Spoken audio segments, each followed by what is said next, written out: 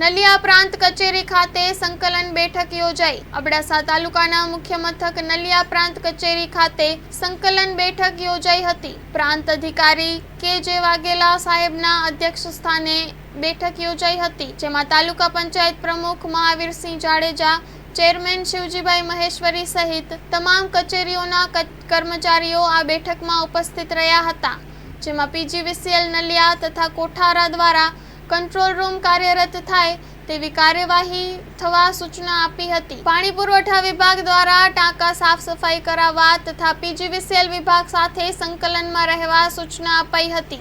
તમામ ડેમો ઉપર પાણીના વધતા જળ સંગ્રહ ઉપર સતત મોનિટરિંગ હાથ ધરવા સૂચના આપી હતી। ચોમાસા દરમિયાન રોગચાળા અંતર્ગત અગાઉથી પ્રી પ્લાનિંગ હાથ ધરવા સંબંધિતને સૂચના આપવામાં આવી હતી। Story report by Ramesh Bhanushali, Naliya.